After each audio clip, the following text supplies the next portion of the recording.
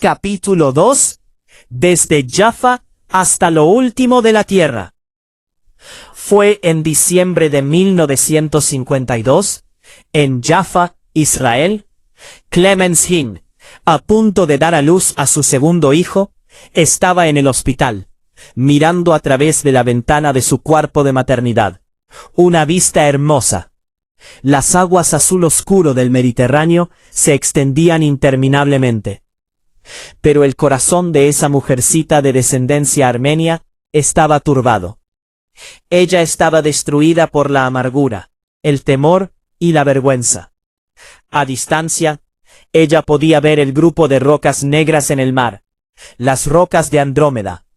La leyenda griega dice que la dama Andrómeda estaba encadenada en una de ellas, cuando Perseo bajó volando con su caballo alado. Hirió al monstruo marino y la rescató. Clemens deseaba que alguien, de alguna manera, bajara y la salvara de otro año de humillación y desgracia.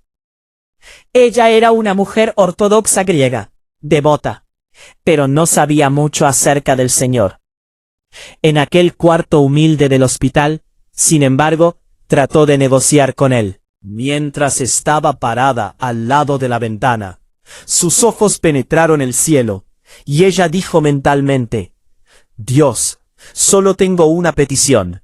Si me das un niño, yo te lo devolveré a ti. Lo volvió a repetir: Por favor, Señor, si me das un niño, yo te lo devolveré a ti. Jaffa, 6 bellas rosas. El primer niño, nacido a Constanti y Clemens Hinn, fue una encantadora niña llamada Rose. Pero en la testaruda cultura del Oriente Medio, y especialmente en la tradición de los antepasados de Hinn, el primogénito debía haber sido un hijo y heredero. La familia de Constanti, emigrantes de Palestina a Grecia, comenzaron a perseguir a Clemens por su fracaso en producir un niño. Después de todo, bromeaban ellos, todas tus cuñadas tienen niños. Se reían y se mofaban de ella, hasta hacerla llorar. Y ella sentía la vergüenza en el matrimonio que sus padres tan cuidadosamente habían arreglado. Sus ojos estaban todavía húmedos al quedarse dormida, y durante la noche tuvo un sueño que todavía recuerda. Yo vi 6 rosas. 6 rosas bellas en mi mano, dijo ella. Yo vi a Jesús entrar en mi cuarto. Él vino a mí y me pidió una de ellas, y yo le di una rosa. Al continuar el sueño, un joven bajito, delgado, de pelo negro, ella recuerda cada detalle de su rostro, vino hacia ella y la envolvió en un lienzo grueso. Cuando despertó, se preguntó a sí misma: ¿qué significa ese sueño? ¿Qué podrá ser? El día siguiente, 3 de diciembre de 1952, nací yo.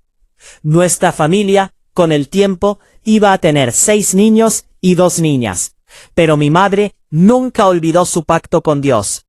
Más tarde me contó su sueño y que yo era la rosa que ella le entregó a Jesús.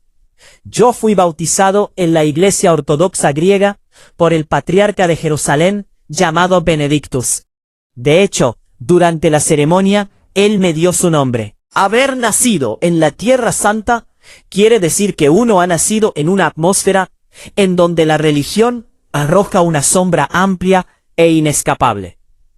A la edad de 2 años, fui matriculado en una institución preescolar católica, y formalmente fui educado por monjas, y más tarde por monjes, por 14 años. Para mí, Jaffa era una ciudad bella. De hecho, eso es lo que la palabra significa, bella. Jaffa en árabe, Jope en griego o Jafo en hebreo. En cualquiera de los 3 idiomas, el significado es el mismo. De niño, me gustaba oír los relatos de la historia que me rodeaba. Jaffa fue fundada antes de escribirse la historia. Se menciona como una ciudad cananea en la lista del tributo del faraón Tutmosis III en el siglo XV a.C., aún antes de José pelear la batalla de Jericó, y fue donde el rey fenicio Hiram de Tiro descargaba la madera de cedro para el templo del rey Salomón. Aunque es fascinante, la historia no ha favorecido mi lugar de nacimiento. Jaffa fue invadida, capturada, destruida, vuelta a edificar una y otra vez. Simón el Macabeo, Vespasiano, los mamelucos, Napoleón, Agenbi, todos ellos se la han disputado. Solo 6 años antes de yo nacer, Jaffa pasó a ser parte de una nueva nación, el Estado profético de Israel, pero la comunidad misma no era judía. Mi padre fue el alcalde de Jaffa durante mi niñez.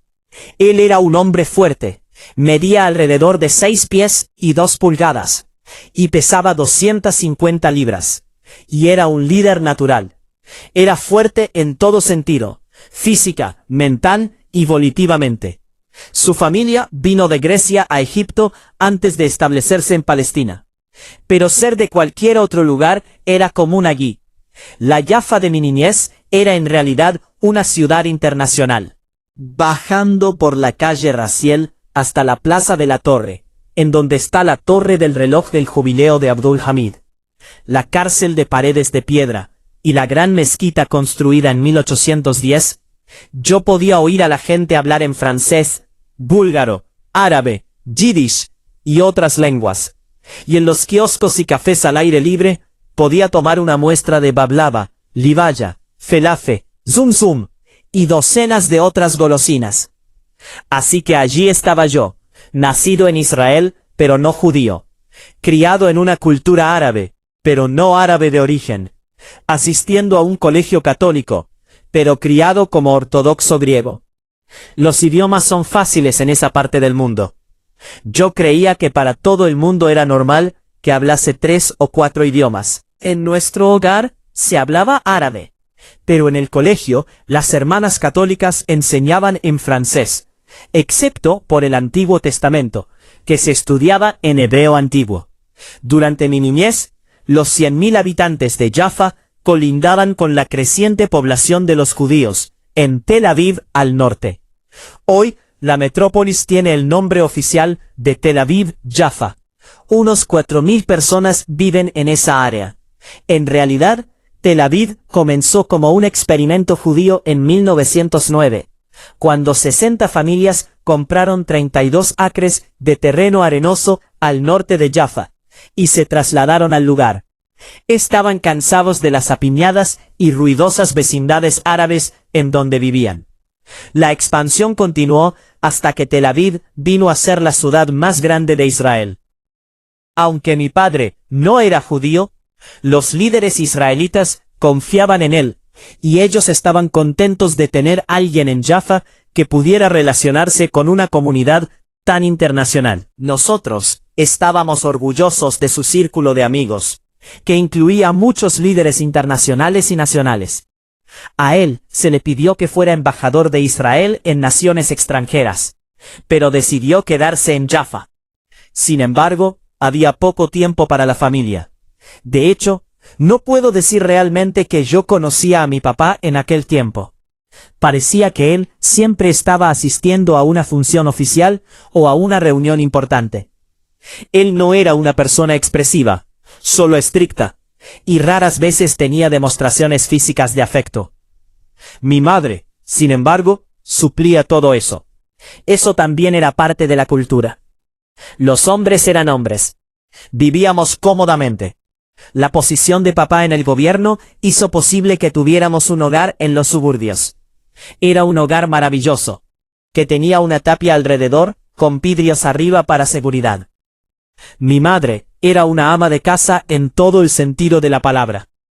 Criar aquella prole de pequeños Jim era un trabajo de tiempo completo, un capullo católico. Al continuar mi educación, yo me consideraba ser católico. El proceso comenzó bien temprano. El colegio preescolar al que asistí era más como un convento. La misa se celebraba regularmente.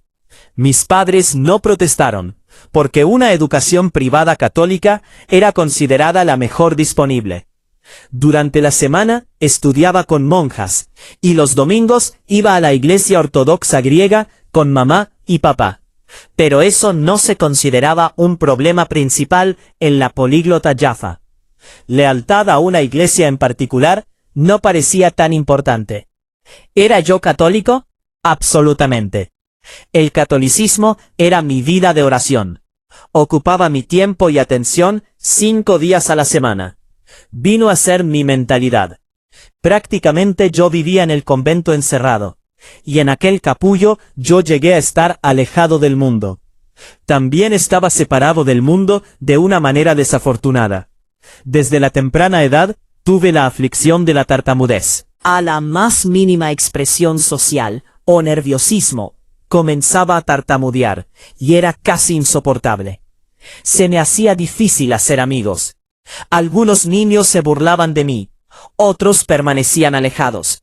Yo sabía muy poco de eventos mundiales, solo lo que mis maestras deseaban que yo supiera, pero era un experto en la vida católica.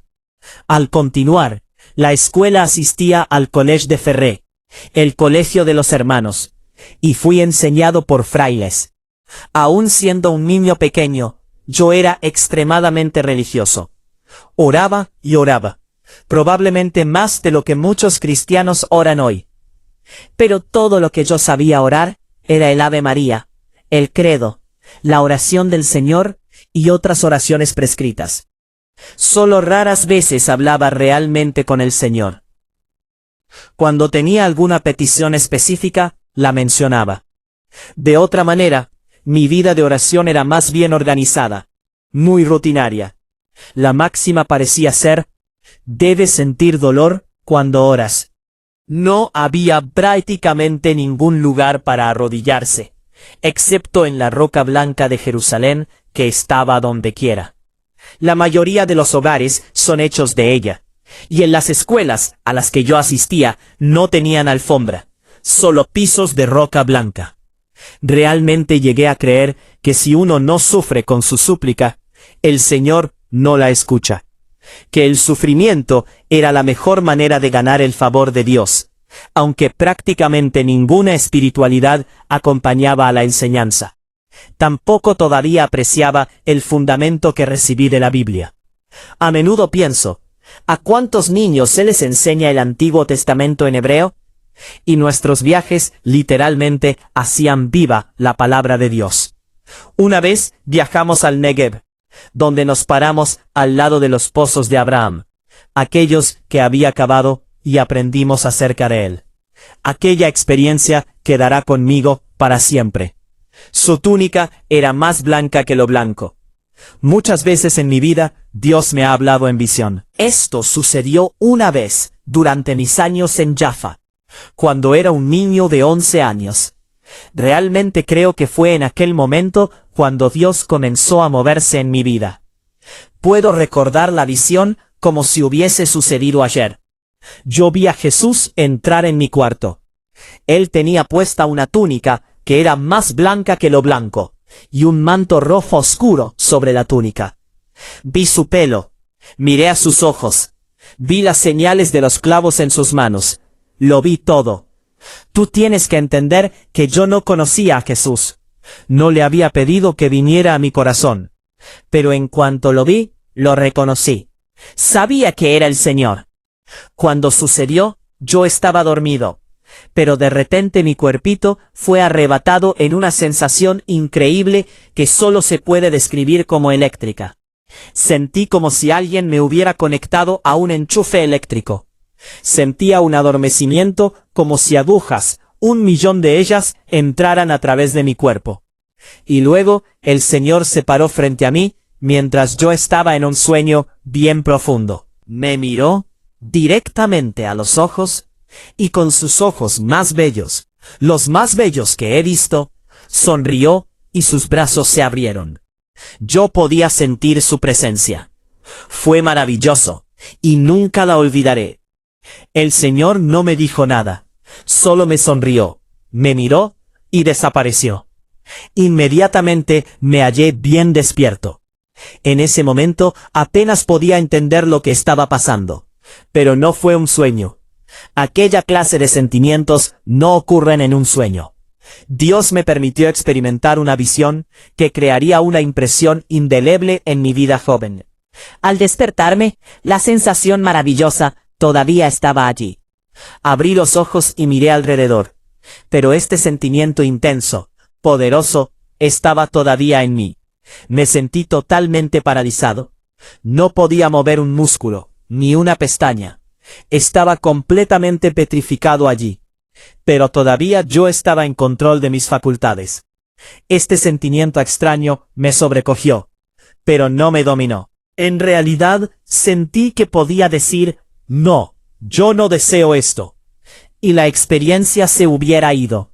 Pero no dije nada. Mientras estaba allí, despierto, el sentimiento permaneció conmigo. Luego, lentamente se fue. En la mañana, le conté a mi mamá la experiencia, y ella todavía recuerda sus palabras. Dijo entonces, tú tienes que ser un santo. Cosas así no le ocurren a la gente de Jaffa, ya sean católicos u ortodoxos griegos. Por supuesto, yo ciertamente no era santo, pero mi madre creía que si Jesús venía a mí, Él tenía que estar designándome para un llamamiento más alto. Mientras Dios estaba tratando con mi vida, había otros factores que cambiarían para siempre el futuro de nuestra familia. Lo último de la tierra, de Gaza a las alturas de Golán. Viviendo en Israel durante los años 60, yo podía sentir la creciente tensión política. Las incursiones de los árabes a Israel ocurrían casi a diario, a lo largo de las fronteras con Egipto, Jordania y Siria. Y el ejército israelita se desquitaba regularmente con sus propias incursiones en territorio árabe. En mayo de 1967, Israel y los 3 países árabes alertaron a sus fuerzas armadas para una posible guerra. A petición de Egipto, las tropas de las Naciones Unidas salieron del corredor de Gaza y de la península del Sinaí. Luego, el 5 de junio de 1967, los aviones de Israel bombardearon campos de aviación de Egipto, Jordania y Siria. Se llamó la Guerra de los 6 días. En menos de una semana, los israelitas destruyeron la fuerza aérea árabe casi completamente. Las tropas israelitas ocuparon el corredor de Gaza, la península del Sinaí, la Cisjordania y las alturas del Golán en Siria. De repente, Israel controlaba un total del territorio árabe como de 3 veces el área del mismo Israel. Nunca olvidaré el día, temprano de 1968, cuando mi padre reunió a la familia y nos dijo que estaba haciendo planes para que emigráramos. Él dijo, por favor, no discutan esto con nadie, porque puede haber algunos problemas con nuestras visas de salida. Al principio, el plan era mudarnos a Bélgica. Papá tenía algunos parientes allí, y la idea de mudarnos a un país que habla francés sonaba emocionante. Después de esto, esa era la lengua de mi educación. Entonces una mañana, un agregado de la embajada canadiense vino a nuestro hogar y nos enseñó una película corta de la vida en Canadá. Toronto parecía una ciudad muy próspera. Papá tenía 2 hermanos allí, pero dudábamos de que calificaran financieramente para ser nuestros garantes. Los interrogantes que rodeaban nuestra salida parecían aumentar cada día. En una ocasión, mi padre nos dijo que pudiera ser que no estuviéramos listos para salir del país en los próximos 5 años. En una ocasión, mi padre nos dijo que pudiera ser que no estuviéramos listos para salir del país en los próximos 5 años. Yo hice un trato con Dios. Para ese tiempo, todos estábamos tan ansiosos de salir, que yo me arrodillé en aquella roca de Jerusalén, e hice un voto a Dios. Señor, oré, si tú nos sacas, te daré la botella más grande de aceite de oliva que pueda encontrar. Y añadí, cuando lleguemos a Toronto, la llevaré a la iglesia, y te la presentaré con acción de gracias. En mi crianza, negociar con Dios no era raro, y el aceite de oliva era caro y precioso, así que hice el voto. Después de algunas semanas, un joven de la embajada canadiense llamó a mi padre, para decirle, Señor Jin, hemos logrado la salida. No me pregunte cómo. Todos sus papeles están en orden, y pueden salir cuando ustedes estén listos. Vendimos casi todas nuestras posesiones, y nos preparamos para una vida nueva en Norteamérica. Durante aquellos últimos días en Tierra Santa, yo tenía el presentimiento de que algo grande estaba a punto de ocurrir. Sabía que estaba dejando una ciudad especial, pero sentía que lo mejor para mí estaba por venir. Fue del puerto de la antigua ciudad de Jope, en Migfa, en donde salió Jonás, y el resultado fue la salvación de Nínive. ¿Y cuántas veces yo había subido a la ciudadela, el monte alto frente al puerto? Cerca del faro hay una iglesia franciscana que fue construida en el año 1654. Al lado de ella está el lugar de la casa de Simón, el curtidor, donde el apóstol Pedro se quedó por algún tiempo, y tuvo una visión que cambió el mundo. Oyó la voz de Dios, diciéndole que recibiera a los gentiles, tanto a los judíos en la iglesia, como a los que no lo eran.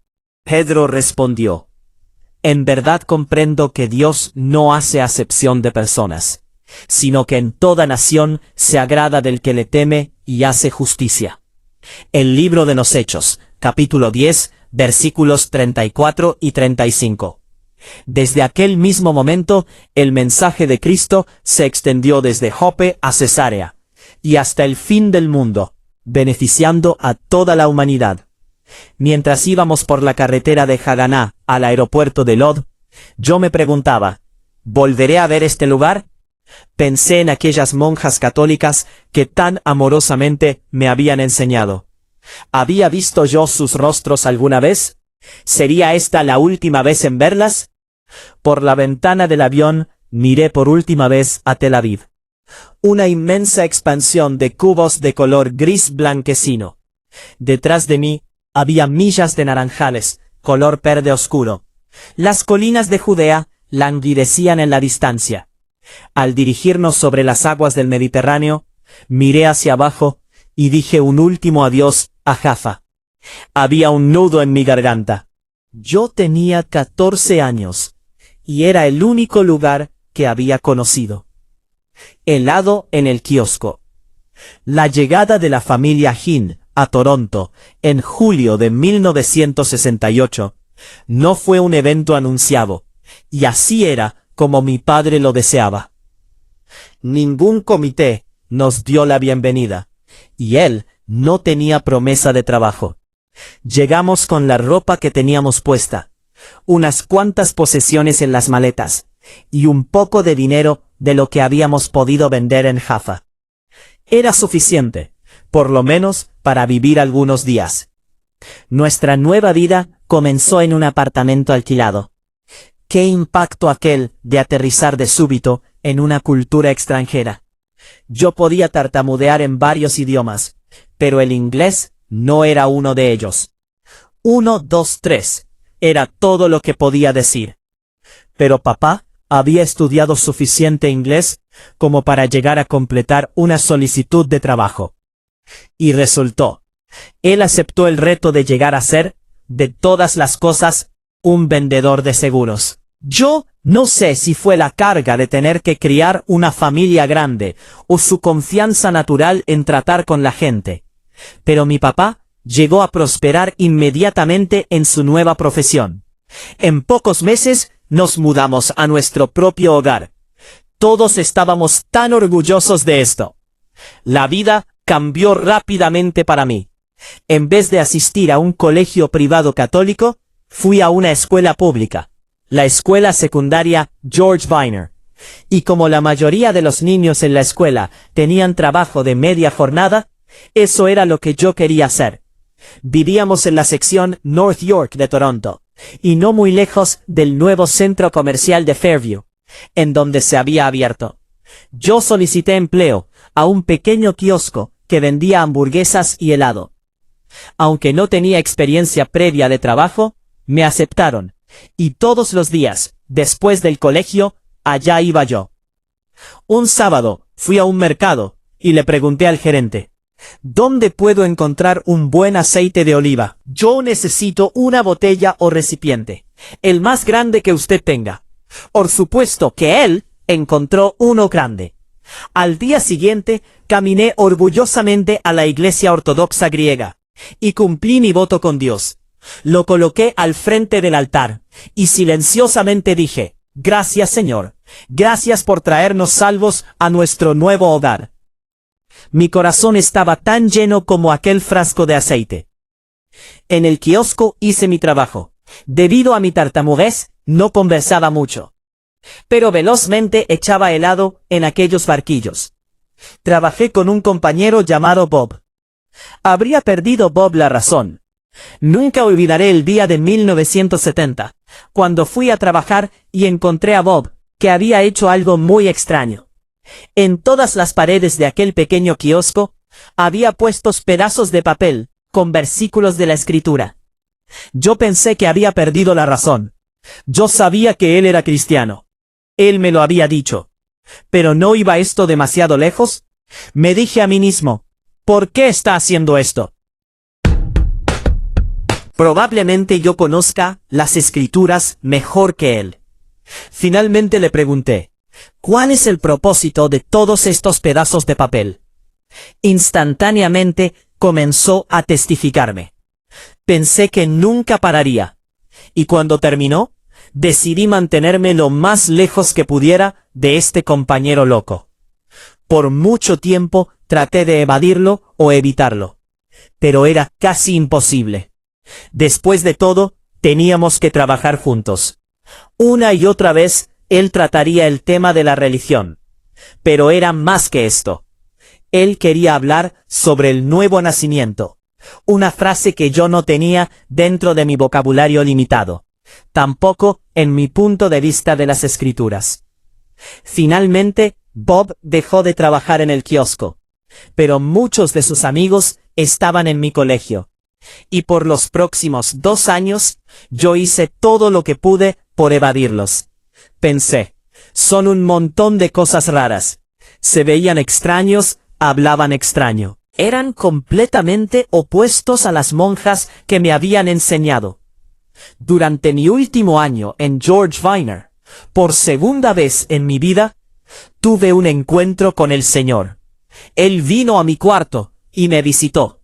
En esa ocasión fue en la forma de un sueño inolvidable. En Jaffa, cuando tenía 11 años, la visión de Jesús de frente a mí, puesto en pie, había dejado una impresión indeleble. Pero ahora en Toronto, yo estaba envuelto en el estudio de la Escritura. Todavía iba a la iglesia, pero lo que estaba a punto de ocurrirme vino cuando menos lo esperaba. Fue totalmente inesperado, y fui petrificado por la experiencia. Permíteme decir exactamente lo que pasó en mi cuarto aquella noche fría de febrero de 1972. En el sueño, yo me encontraba descendiendo por una escalinata larga, oscura.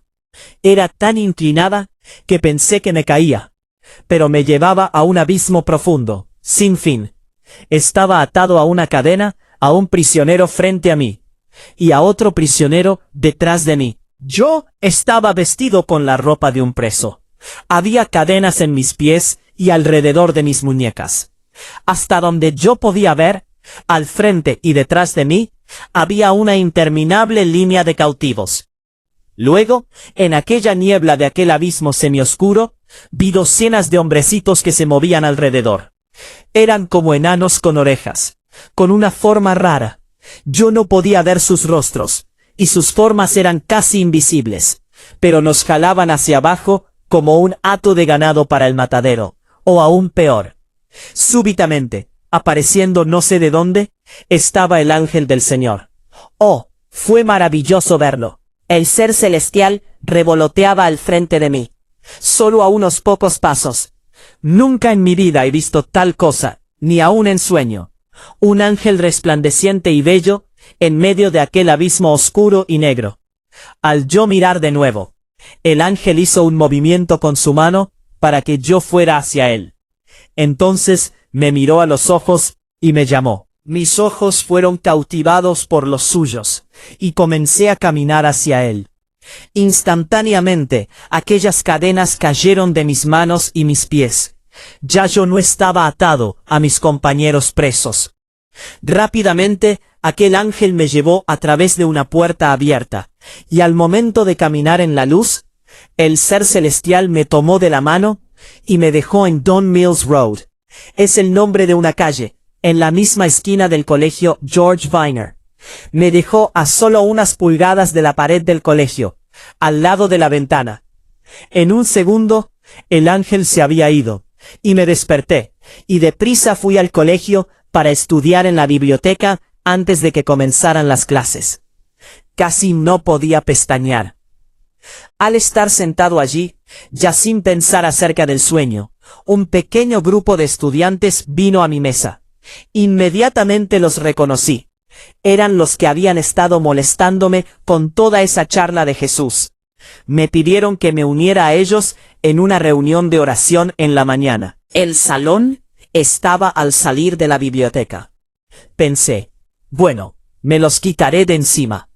Una reunioncita de oración no me va a hacer daño. Yo dije, ¿está bien? Y caminaron conmigo al salón. Era un grupo pequeño, solo 12 o 15 muchachos, y mi silla estaba en el centro.